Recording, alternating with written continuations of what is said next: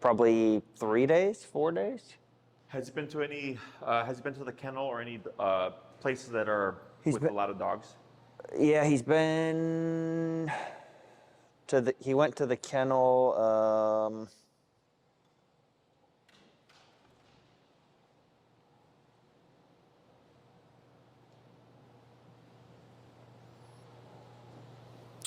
Last time he was in the kennel was December 6th.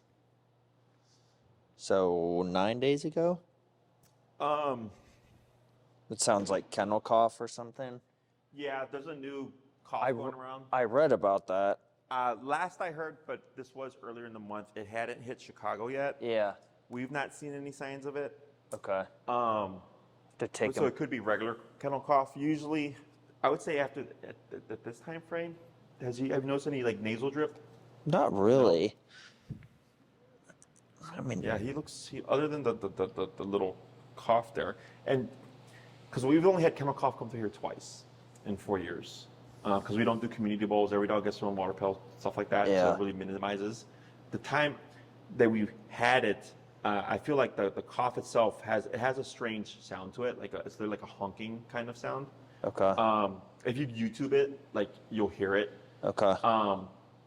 That's like the extent of it, though. Sure. Like it's odd because he also like doesn't affect him. Like he just runs around, which I don't know if kennel cough does. No, when but we had dogs get kennel cough, like it would progress. Yeah. Like some dogs it would hit really hard. Other dogs that would just have the cough and maybe some post-nasal. okay, I have to take him to the kennel on Monday, so I don't know. You could ask them and say like, have you seen like kennel cough or whatever? Yeah. See what they say. I'm just worried they're not going to take him. Yeah. Because I can't confirm for you, obviously. Yeah. Because to me, like, there was just a couple of hacks. That's why I asked if you put pressure on his throat. Yeah. And then we just try to be more mindful. Just because once it runs through, like, everyone gets it. Yeah. But yeah, I just keep an eye on it. Okay. I might call my vet tomorrow. I think they're closed on Sundays, but Yeah, I'm not sure what the gestation period is on that stuff. And if you call MedVet, I know for a fact they're going to tell you, they always just say, bring them in. Yeah. And then, so if you do MedVet, by the way, they might say, yeah, you want to do a chest x-ray so we can look at the lungs, and they'll give you, all this bullshit. It's just to up the cost. Yeah. They did this to a client of mine, 3 times, and then the dog got kennel cough again, and they're, the same fucking spiel. And he's like, I'm not fucking doing that. Just give me the antibiotics. Yeah. I already know what's going on. Yeah. But yeah. Okay. Yeah, I got kennel cough. Antibiotics should help clear it up. Okay. Okay. But MedVet, there's a couple of other emergency. Okay, yeah, I'll see if they're open. Otherwise, I might have to take them tomorrow morning. Maybe they have an isolation too. Yeah, I can call them. Because we had it happen where a client, they did a fecal, everything came out clear. They went over to Europe, and then the second day their dog was here, they were shitting out worms. And we're like, uh-oh. And they're like, oh my God, we got to fly back. I go, no, it's fine. We have at the time, we're renting out the back space now. But we had a completely separate part of the building. So we're like, we're going to just keep your dogs back there. Yeah. And everything was fine. So maybe they got an isolation. Yeah, I can see if I can call maybe Monday morning. But yeah, I don't know if it is. But at this time of year, I try to be more cautious. Yeah. Because it is fucking rampant when it comes through. Yeah. Okay. So today we were working on the touch stuff. Is that correct? Or introduction? Yeah. Okay. Yep. And you got my other videos too? Yes, the walking one we're going to try on Christmas Day. Okay. Do you happen to have any treats with you? Yeah. You do? Yeah, I got treats and I have his muzzle as well. So can you take treats to that? Yeah. You can? Okay, cool. Yeah. So let's go and place it on him.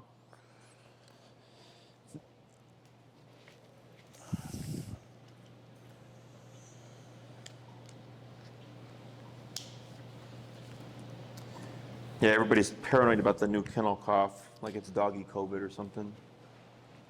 Yeah.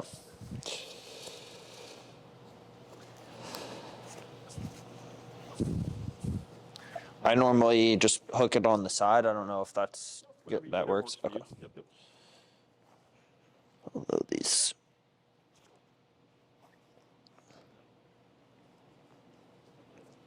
Cool. And I'll just have you circle around, and you'll come to a stop about here. Okay. And then we'll have them do the auto sit or whatever. Okay. Heel. Now, with this exercise, because this is going to be with people coming over and new people, is that correct? Yeah. Okay. Yep. So the reason why I suggest the muzzle, it's funny with people because they'll pet your dog with no permission, no problem. But the moment you say pet my dog, people always ask why. Yeah. Okay, it's the funniest thing. So, and then you go, well, it's, you know, I'm training and I don't think he'll socialize enough as a puppy, this and that. So then they just start asking questions, and they're like, "Nah, I'm okay." Okay. So the muzzle just helps them feel like, okay, cool, I'm protected in case things go south. Does that make sense? Mm-hmm. So they're more inclined to continue to help you. I always suggest to call out worst case scenario first. So if I'm working with the dog that's, you know, like really aggressive or whatever, I'll tell the owners, when you socialize this dog, tell the person ahead of time, we've had great success, you know, but the dog might have an outburst. This is what it looks like, and this is what I have to do to stop it, right? The reason why I do that now is in the past, when I first started doing this, if the dog had a moment with another person, the person would freak out and then be like, I want nothing to fucking do with this, right? Yeah. So now the dog technically went rewarded because it got what it wanted. Get away from me, right? It's because the person's like, no. But then also the whole stress on the owner, right? Because now they had this kind of negative experience and now they're not as confident or motivated to do it because they don't want to live that again. So when you call out the bullshit first and the person's like, nah, you're avoiding all of it. So then the people that are going to help you are the people that are actually ideally going to ride through it with you. Does that make sense? Mm-hmm. So I always paint worst case scenario. So a lot of times that's not even what we get because I usually work through all the bullshit myself with the owner. That by the time I suggest, okay, go ahead and socialize this dog, it's probably not going to happen, but every now and then it might. It just helps keep things more consistent. Okay, so mentally or emotionally, it helps the person be more relaxed. Also for you, can help you feel more relaxed as well. Mm-hmm. Okay, because you're thinking, all right, well, if things went south, I do have this limitation on him. Does that make sense? Mm-hmm. When it comes to moving past the muzzle, because everybody always asks, hey, Jesse, when do you think it's a good time? I always say, you will know. Okay, because you do the most with them. You're the one that lives day in and day out with him, right? It's really intuitive. Typically, let's say there's people that have been in his life repeatedly and he's not crossed the hump with them, they tend to be the first that the dog will open up to because he's seen them over and over again, but that kind of antisocial territorial mindset has not allowed him to move into trust. Okay, he's stuck on suspicion. And if a dog is stuck on suspicion, they'll never open up. Okay, mm-hmm. So I've had this happen with a lot of clients where they're like, Jesse, my dog has seen, you know, my neighbor 100 times, still doesn't like my neighbor. Then we do all this other stuff, and they're like, oh, my neighbor's the first person that he liked. They go, right. I was like, because he's seen him 100 times. He's just never seen the neighbor in a not suspicious mode. Does that make sense? Yeah. So they tend to be first. They tend not to like big, loud energy. So if you have anybody who has like a big personality, don't be discouraged if he's just kind of like standoffish with them. He's not going to like everyone, everything. That's normal. Okay, I don't like everyone, and I'm sure not everyone that meets me likes me, right? Mm-hmm. That's just how it is. But as humans, we just go, all right, well, I'm going to avoid that person. I'm just not going to talk to him or whatever, right? Dogs are not really much like that. If he's like, I don't like you, there might be a growl or whatever, a bark, all that stuff. Doesn't mean that you can't try to expose him, because how to say, sooner or later he's going to see personality types like that. But don't be surprised if he doesn't really vibe with them. Okay. Fast-moving energy, quick-moving energy also tends to be something that dogs don't like as well. So just some things to keep in mind there, okay? So initially, when we do this exercise, it's going to feel very awkward, very rigid because it is. But I want something that it creates a very predictable pattern for Augie, so he goes, okay, I know what we're doing here, okay? There's a pro and con to this. The pro is, like when we did the walking thing, right? Again, it's a pattern. He goes, it gives them something to predict to feel more comfortable, right? Like, okay, I know what we're doing here. And then we do it over and over again. Eventually he's like, oh, okay, cool. And then he doesn't need predictable anymore, at least not with that particular dog. The con is they do see like the pattern, right? So then you might see him go, oh, you're going to bring that dog over here. So I'm going to start to tense up because he knows what's going to happen. We just correct it. We correct it and move forward. That's all it is. Okay. So when we see things go south, I tell everybody it doesn't mean the training's not working. It doesn't mean that that it's bad because of the tools that you have. I want to see the dog trigger. I want the dog to become uncomfortable. So I go, that's not going to happen, or you can't do that, and we work past it. So the dog goes, okay, well that didn't work, but when I went with the flow, everything was fine. Like last class was good. There wasn't any real hiccups, but you could still see that he was uncomfortable, right? But if there was a hiccup and he did become reactive, we would have just corrected it and continued the exercise, okay? So I always want to see these things because if they don't crop up, then we can't address them, okay? Question on any of that stuff? So initially, when I do this, I do it from the healing position. I think it makes it easier. One thing that I try to do with this is there is some kneeling here. If your knees are like mine, probably can't kneel for long. I mean, I'll survive. I'm not gonna die. Okay. Well, we got pillows here if you need. So I'll be all right. initially, what we're gonna do is I'm gonna come up and so let's go ahead and align them more towards the side here.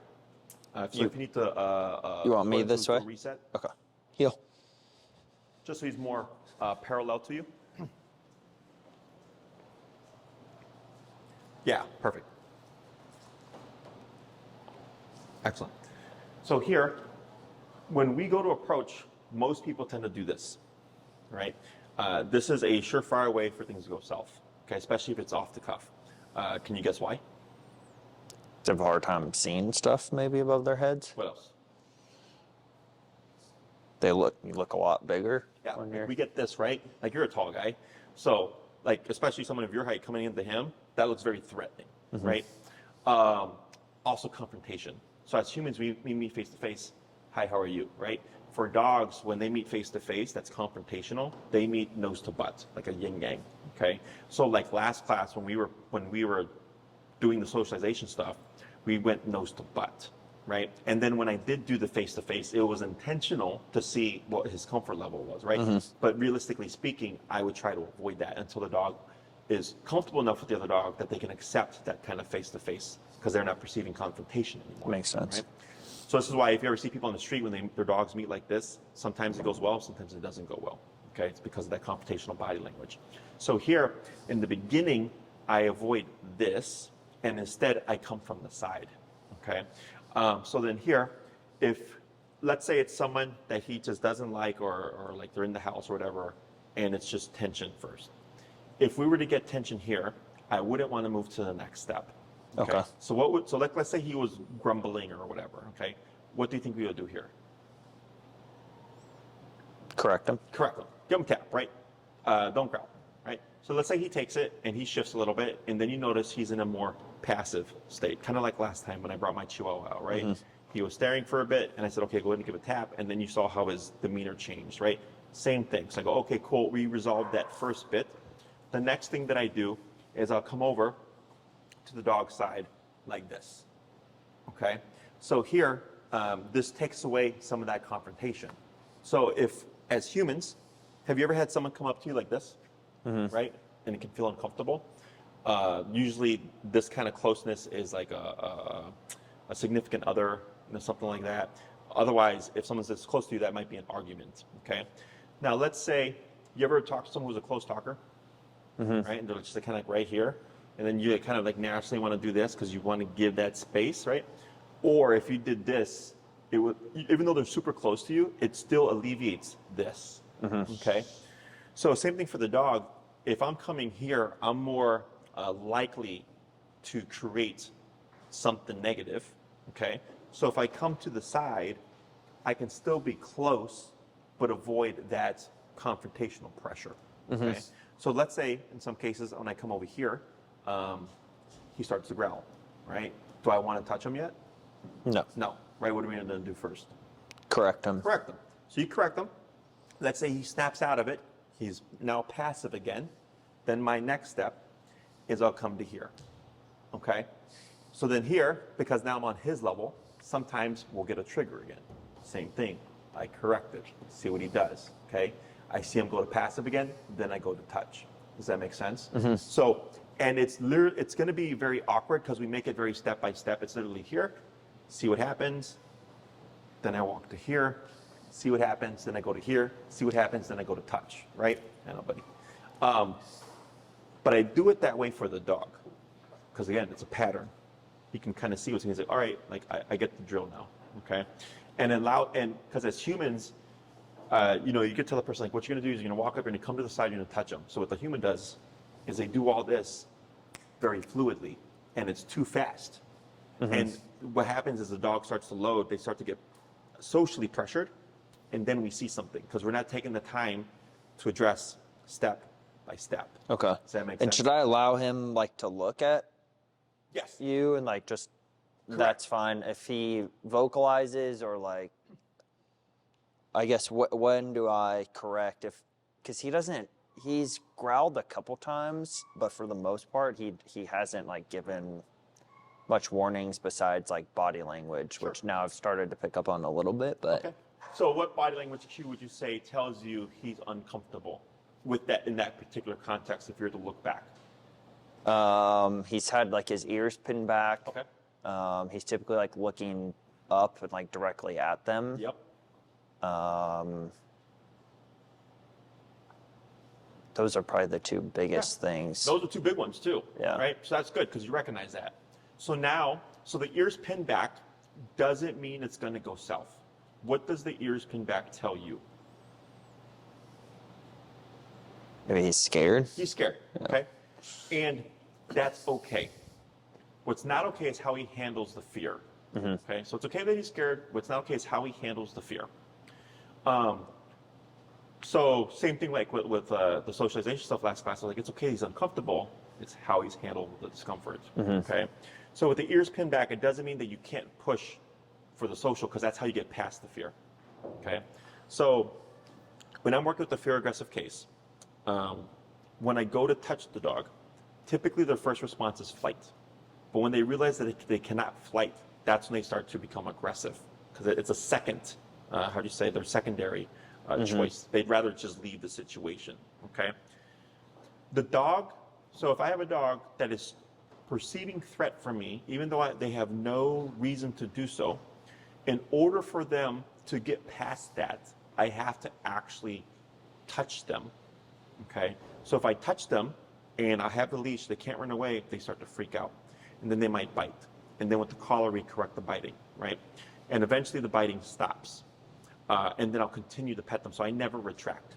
So the dog goes, okay, I was scared of you, you came in, you touched me, I freaked out. I tried to run away, didn't work. I freaked out, I got corrected for freaking out.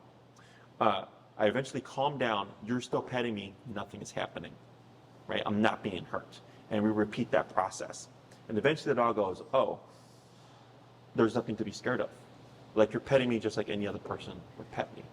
But so I had a case who was in fear, she was nervous, and she was doing really good with her training, but every time she would see me the first time, she would always growl, okay? But she had made a lot of progress reactivity-wise on that stuff. And I told the owner, she's gonna always growl at me until I close the gap by touching her, because that's the one thing that has not happened. So we had a class where I touched her. Guess what happened after that class? She was fine afterwards. She stopped growling at me because I closed the gap. I actually made contact with her, and she's like, okay, you mean me no harm. But until we go past that point, it's always there in the dog's head, okay? So even if his ears are pinned back, don't take it as this is not a good time to do it. I would just take note of it and go, okay, maybe I see something. But if for a dog, unless they attempt the behavior and are corrected for it, it's always going to be sitting there. Does that make sense? So when I wear my bodysuit or when I wear my sleeve, we don't do the muzzle. I want the dog to bite. So I can correct the biting itself. And the dog goes, well, I tried it and it didn't work. But then psychologically, because I'm not running away, because I'm protected, that also screws with the dog. Because like, well, I used the ace up my sleeve and it didn't work. And I got corrected for it. And everything is fine. Like that's how we start to work that psychology. Does that make sense? So now the staring, right? So if I'm coming into Augie's space and he's looking at me staring and I continue with that pressure, it's going to go south for sure. So that's where you would want to correct. You want to snap him out of that tension. Okay. Does that make sense? Yep. I mean, people do the same thing too, right? Like the other day, some jackass when we were driving just cut me off. So I cut in front of him and I forced my way through and I just stared at him as I was going by, Yeah. right? I'm like, you fucker, right? It's the same thing. Yeah. Okay. So a lot of the stuff that we use body language wise, like humans do the same thing too. We're just not really perceiving it on the dog's part. And what I always encourage my clients to do is when you see Augie do something, try to envision the human, example to it to understand him. Does that make sense? That's why I'm so good at reading dogs and explaining things, because I'm so used to putting it in a human context that the owner goes, oh, that makes a lot of sense, right? And I do that intentionally because as humans, we don't really read that stuff like dogs do because we're so used to words. Okay, so right now with Augie's body language, what are we picking up? He's got his ears perked, so he's probably excited. He's panting, so probably trying to relieve some stress. He's kind of leaning forward a little bit. Yeah, like he was probably staring because one of my employees is over there, right? So he's for whatever reason he's engaged with what's going on over there. That's fine. So now, if I get close to Augie and he is uncomfortable, what are we going to see? He's probably gonna like back up. Ears might go down, and he'll probably close his mouth. Maybe lick lips. That's the big one. Lick lips. Yes. Yeah. Those two are the key ones. So if I come over here, okay, and the dog that I'm working with is uncomfortable, they will scoot away from me. Okay. Remember, they're trying to ease up on that pressure. Yep. Okay. So I sit down. He goes to look at me. I'm not perceiving any kind of threat here because he didn't keep the stare. Mouth is still open. He looked at me for a second or looked this way, and then he's back to looking over there. Okay. So all of that tells me currently he's not distrusting of me. Does that make sense? Then we get a little bit of a sniff here. Sniffing is good. So now when the person is going to make contact, what you're going to do is you're going to shorten your leash, right? And we always want to remember, if things go south, what are you going to do? Pull up. Yeah, pull up, right? So when we go to touch, I don't go for the head. I go for the back, like this.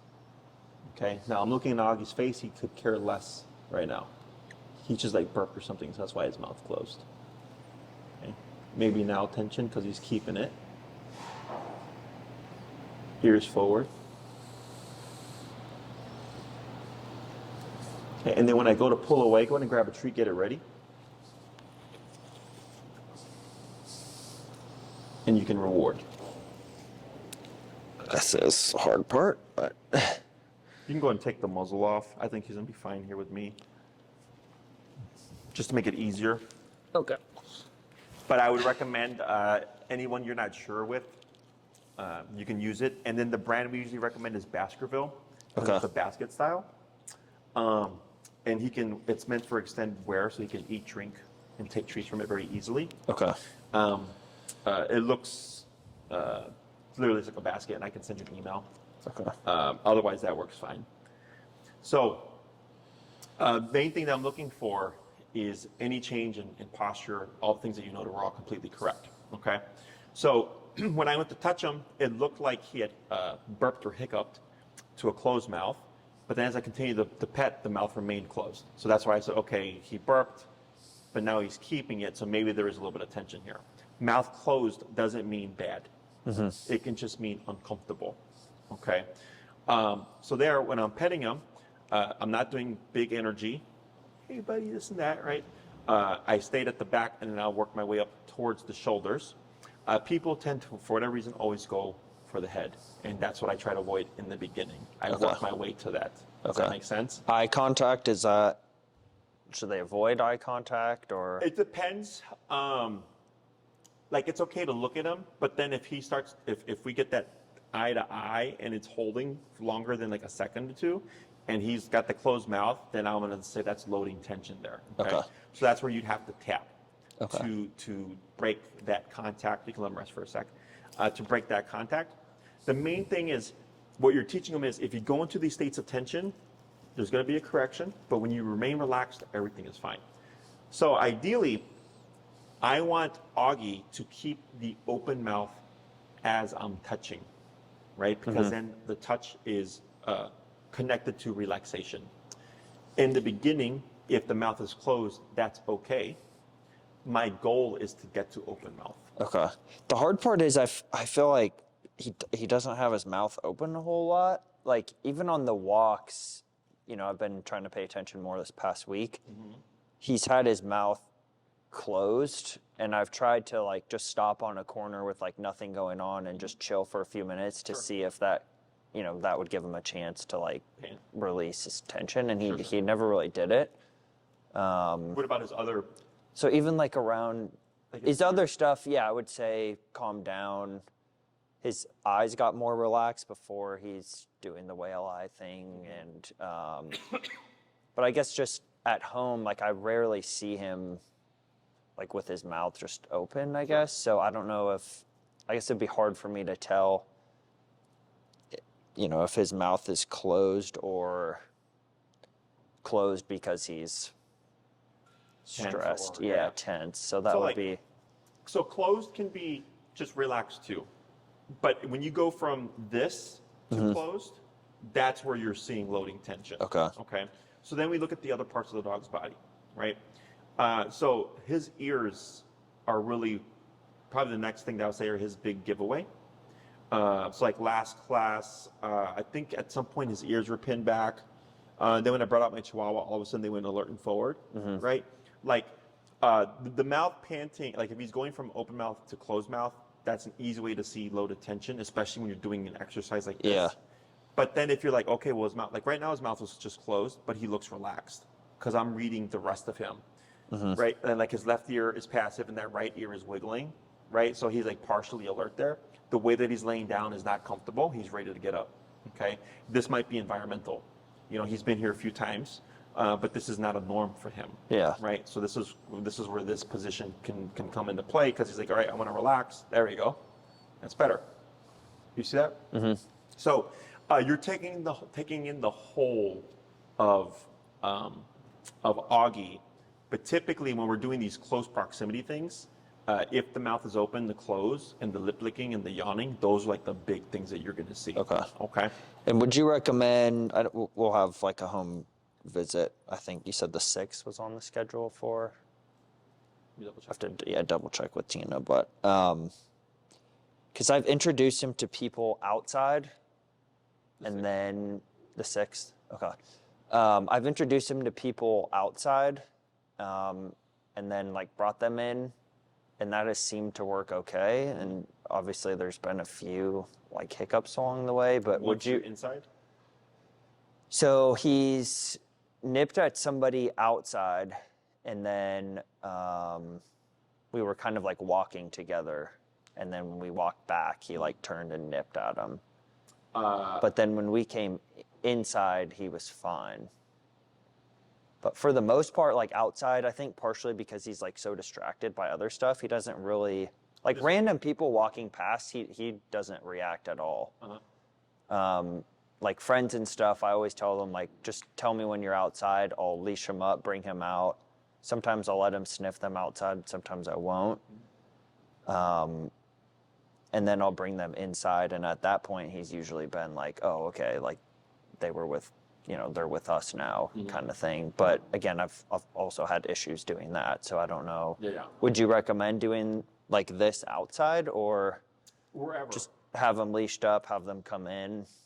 So kind of thing, or? So the class that we're going to have on the 6th is going to show you how to correctly bring someone into the home. Okay. Okay. This ties well with that. So let's say someone rings the bell and you don't meet them outside, they come inside. Okay. You would most likely have to relax him first. I would definitely recommend a muzzle here because you're doing a Band-Aid fix to jump to socialization. Once we have the class on the 6th, I'm going to show you how to formally or correctly turn off the territorial behavior, because territorial behavior is suspicion, right? So if someone enters and he's being territorial and you don't shut it down 100%, he's stuck in suspicion. So when that person he's suspicious of starts to come into the personal space, that's where we expect something to happen. Yeah. So with the that exercise that we're going to cover, I'm teaching you how to bring them from suspicious to passive. So then when you jump into this, ideally, we're not seeing anything. Okay. Because we already resolved it, right? Okay. But you can still do it even though we're not going to have that class to the future. Because let's say they ring the bell, they come in. Let's say he's grumbling, he's growling, whatever. You can tell he's tense. You're correcting him for the tension.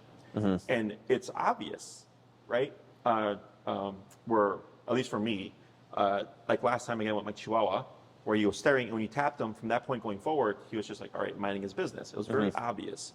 So if you do this on your own, and you correct them, and it doesn't feel obvious to you, and you're unsure, and you go up a little bit, and you correct them again, right?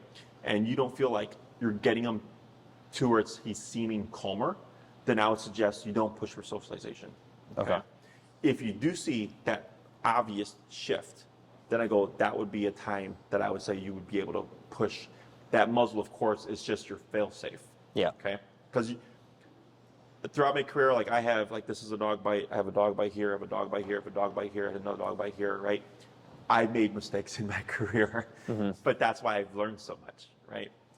You are also going to make mistakes as you're learning because you're not a dog trainer, but the muzzle is a tool that allows you to push.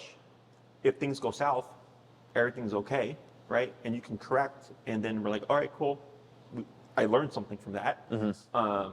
So that's how I would go about it. Does that make sense? Yeah. Question on any of that? So, yeah, the situation, if we, real quick, so you met the person outside, you went for a walk with each other, you turned to come back, and he nipped the person? Yeah, I don't remember if it was on the way, like as we were walking, or just on the way back. I think I needed to let him out to like go to the bathroom anyways. And so I just said like, hey, we can just walk for a few minutes and that way he'll get to, you know, be around you.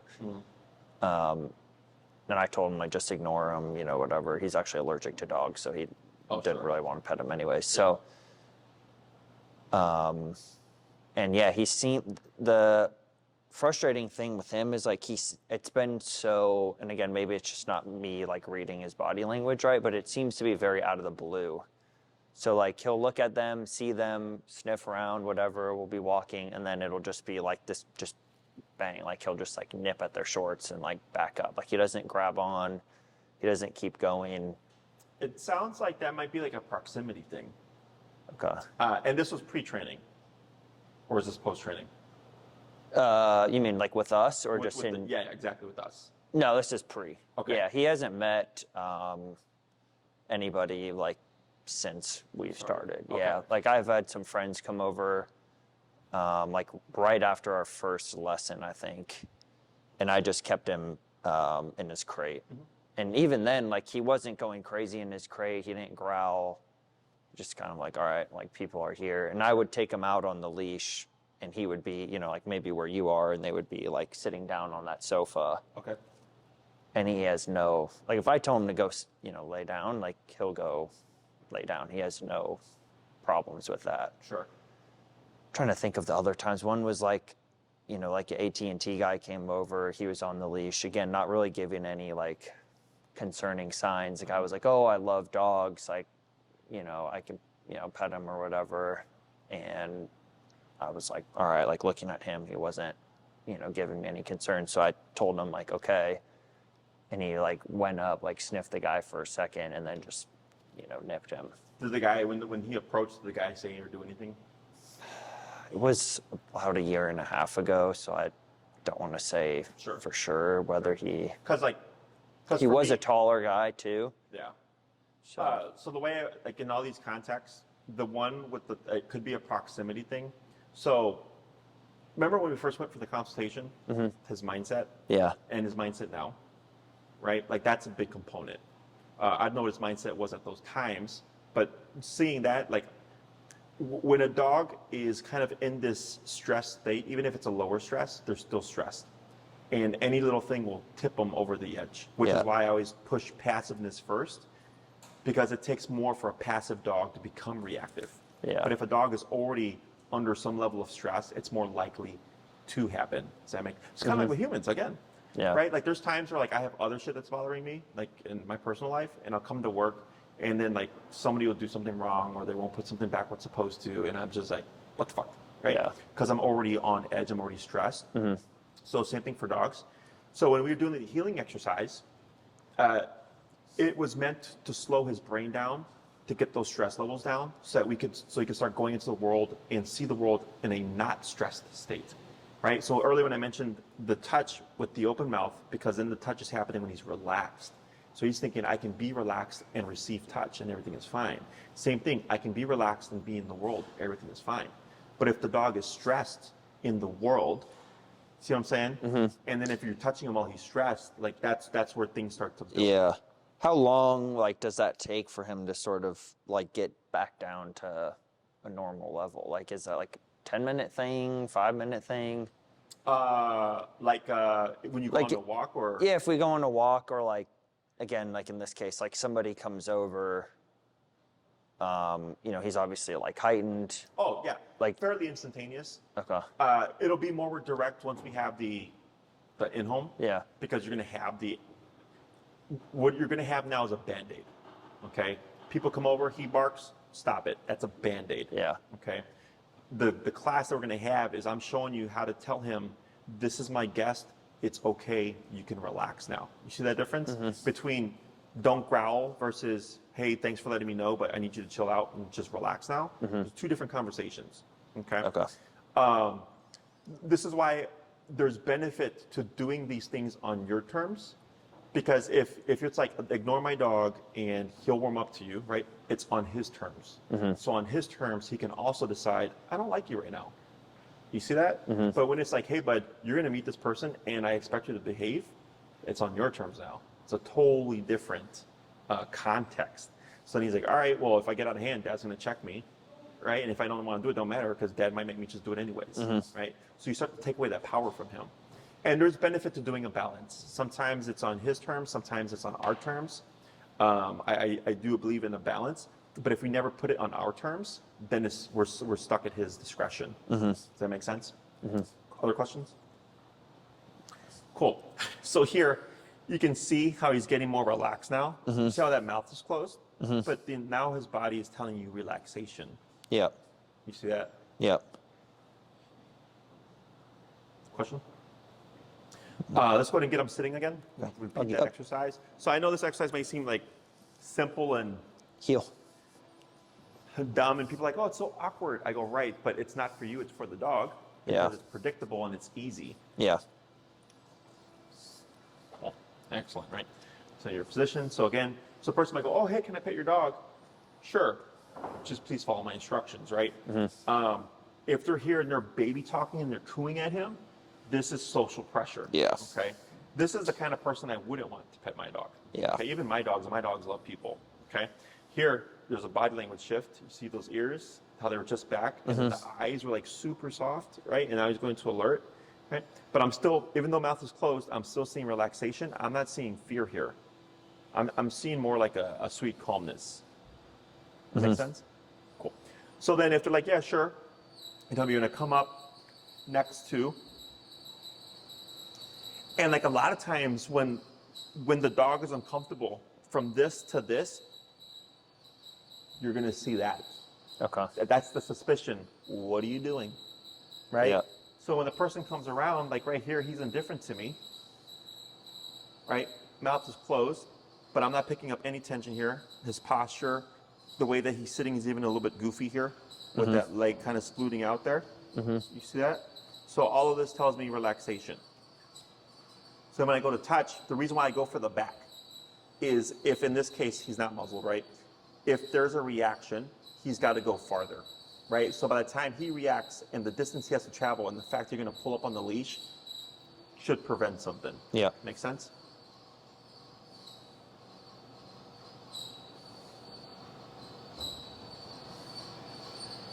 Then I work my way up. So is the fact that he's looking at me, is that like Kind of like what's going on, okay. right? Like, is this okay? Am I doing good? Am I supposed to look at you? This is okay. Because he'll do that when he comes to a sit, or like when I correct him, that's his like go-to. Gotcha. Going to get your treat ready?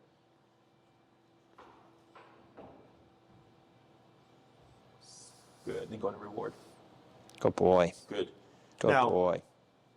just so that you're aware, during the consultation when I had to take Augie from you, that is different than this.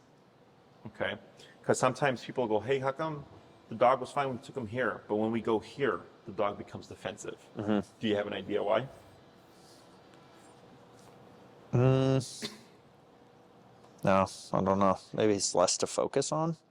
You're more, well, yeah, there's more social focus on him. Yeah. You're now a unit. Okay?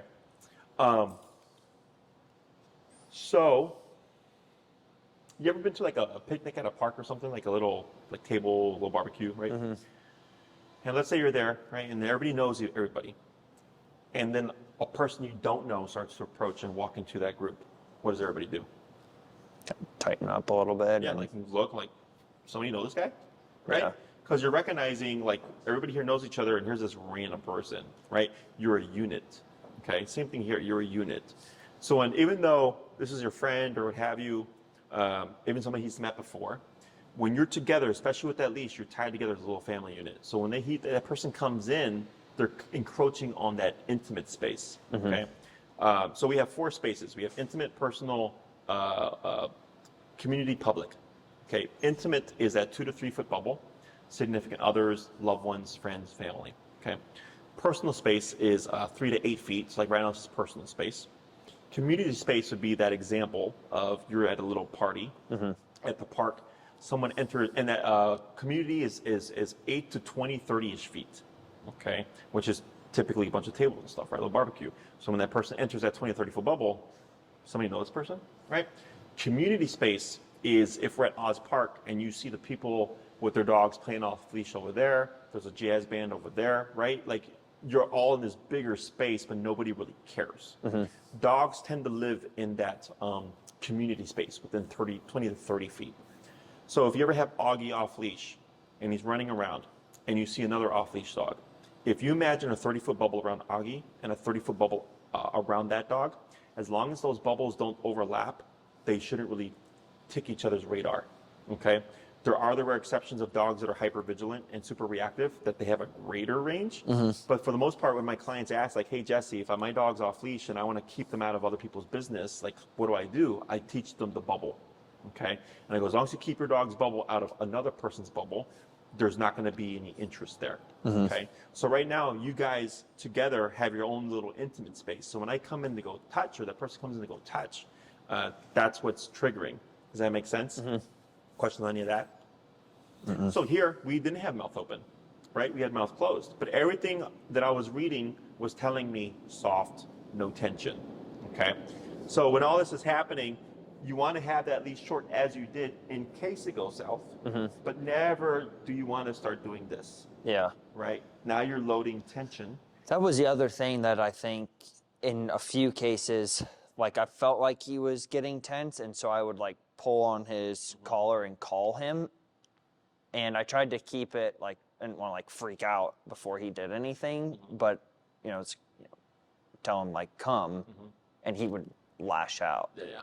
So I don't know if me like hey, get over here was like a warning sign to him, and that's what kind of pushed him over. But that was another thing that I have noticed in a few of them that I've been, part of me is like, well, should I just let him just go greet them and like not say anything, at the time. Sure.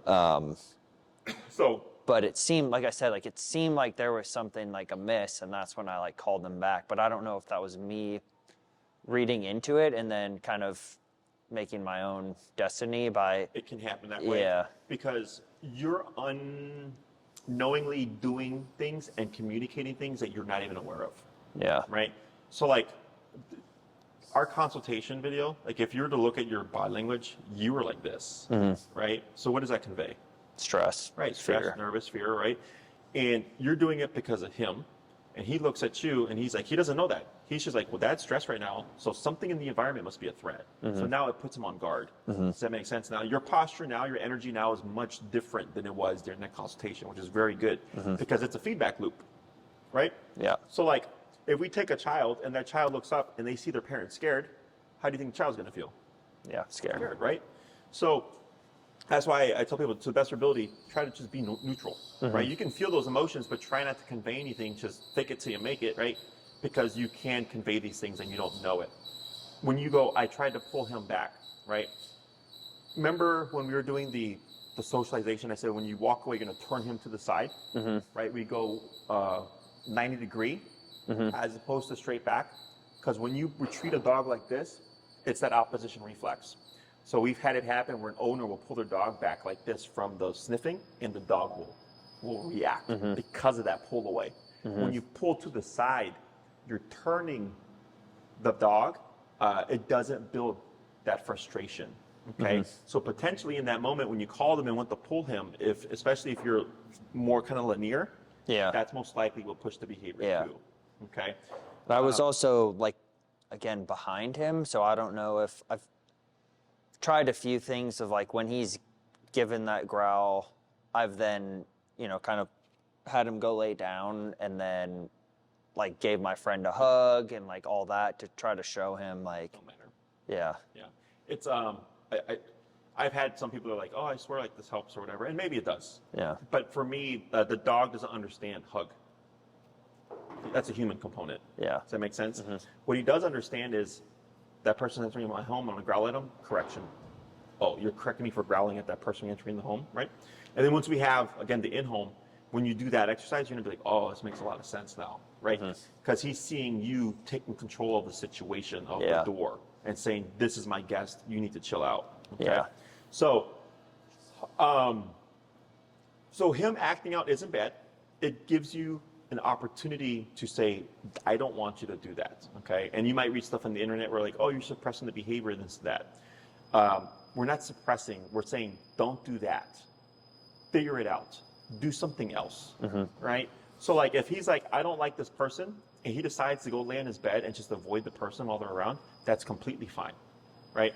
The issue is if you suppress and then you always push, even if the dog doesn't like it, and you continue to push and force and force and force and force, and there's no sign of him opening up, that's different. I don't do that. I go, if the dog looks like they're making progress, or it looks like, hey, this is going in a positive way, we push. And then sometimes maybe I don't push. Because if you always push, you create a pattern. And he's like, every time someone comes over, they always come over and fucking touch me. Sometimes I don't want to be touched. It's the same thing with humans. Yeah. So again, I tend to be balanced with it. Sometimes I push, sometimes I don't push. Sometimes I say, just leave my dog alone today. But I'm still going to correct you if you growl. Does that make sense? Questions on any of that? For the in-home, like how many people should I, because I was planning on maybe having some people come over. Like, if is they that, come over, how do you? it wouldn't be till like the latter half of the class. Yeah. I'll send you a video to watch prior to give you an idea. Okay. It's an hour long, so take your time to watch it.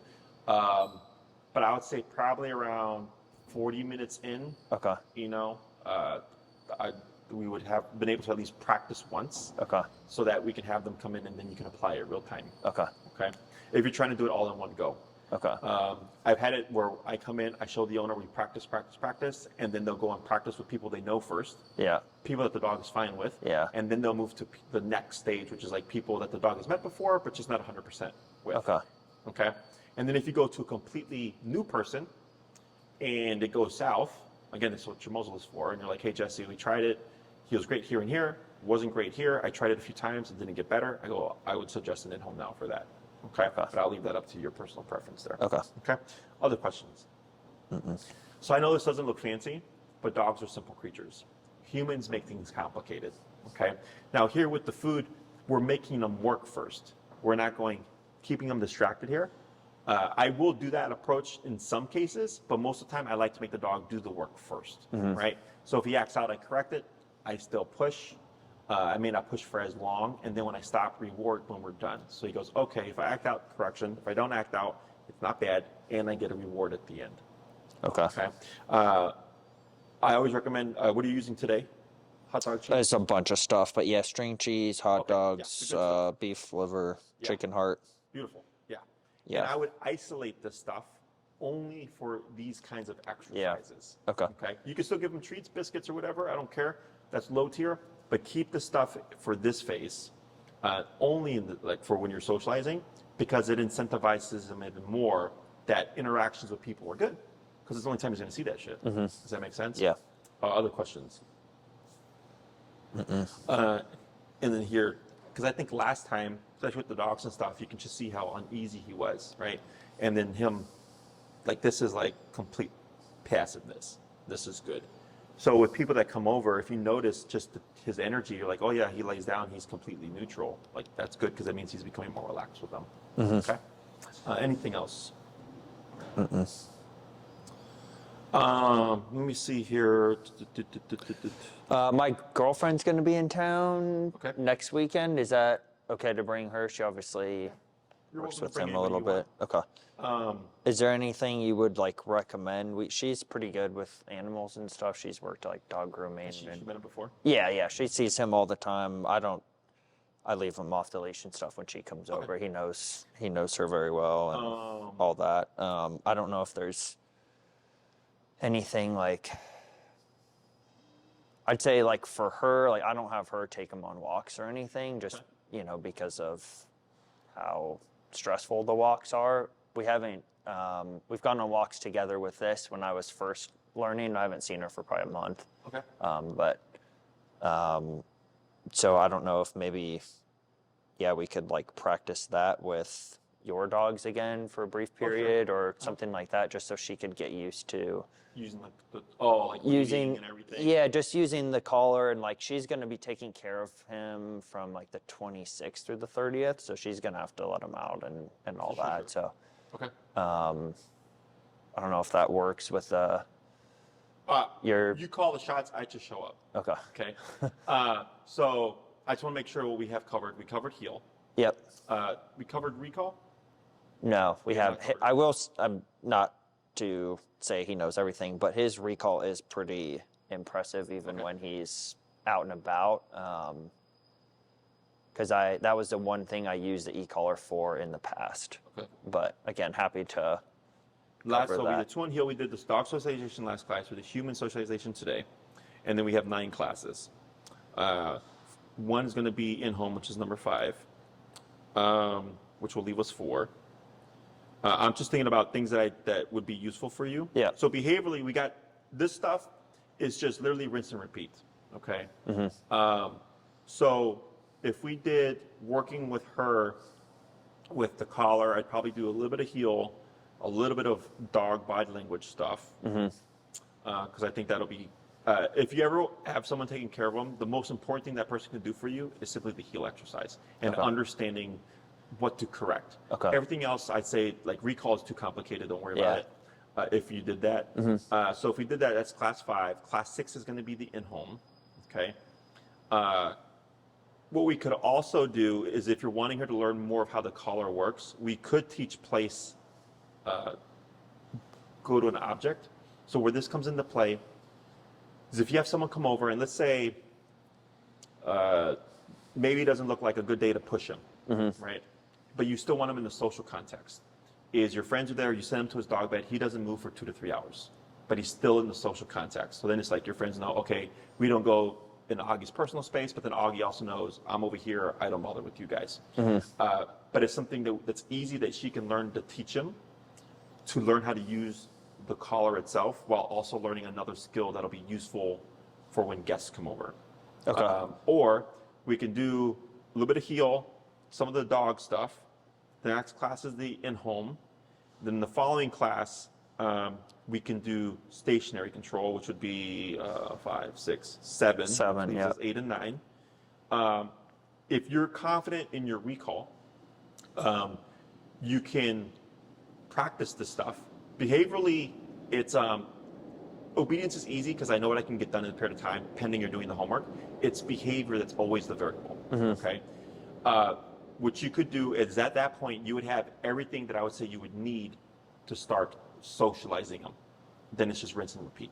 Okay. You're welcome to continue your program straight through, or you could say, I'll come back in 2 months or a month so I can get reps in. Okay. So let's say you do 2 months. And then you schedule your 8th class. You're like, hey, Jesse, we had a bunch of people ever come over. I see him opening up. He's becoming a little bit more friendlier, this and that. But there's like this particular context that we struggle with. Then we have the 8th class. Okay. So you need time to have failures, mess up, all that Yeah. stuff. So that's up to you. Okay. I think that would probably be ideal because I'm super busy during this winter period just with work, traveling, and all that. During the summers, I have a lot more free time, so it might be good for me to, spend more time with him and kind of test some things with him, Sure. and then maybe come back and like season ends in end of March, so like April and May a little bit more free. Sure.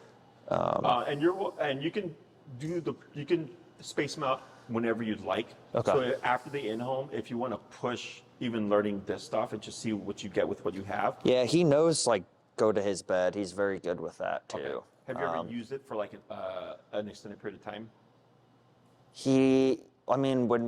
When I tell him, like he normally does stay there. Okay. I can test it a little bit. I would test it with distractions. Yeah, that's the only thing I'm trying to think. Like normally he's just annoying me, and I'm like, Yeah. No. So when we send a dog to play, like if you look up on our, they're cleaning our activity okay. room there, Yeah. but you can see the placemats. So dogs do rotations, and during the day they'll do stationary work where Okay. they're hanging out there. Right now I have a boarding train, so she does anywhere between 2 to 4 hours at a time. And she's a big player, so she's just there like doing nothing while everybody else Yeah. is doing something. That's what we talk about when we talk about stationary control. So it's kind of like, let's say you want to socialize them, but for whatever reason, maybe the person doesn't like big dogs or whatever. Yeah. They're kind of uncomfortable because whatever. Yeah. Is you send them and he's not going to budge while they're there. Yeah. That's the level of control we're looking for. Okay. So I would say test it out, try it on your own. yeah, I don't care how you want to space out your classes. Just let Tina know so she knows Okay. to adjust the calendar. Okay. But yeah, I would say next one, you can bring your girlfriend. She's more than welcome to join. We'll work on some stuff with her. Okay. And then the next class would be the in-home, and from there you can decide how you want to approach it. okay. Okay? Sounds good. Anything else? Should be it. Appreciate it. No worries. I'll grab your mic. Good boy, buddy. Yeah, he's doing good. I mean, I've seen a big improvement in his energy.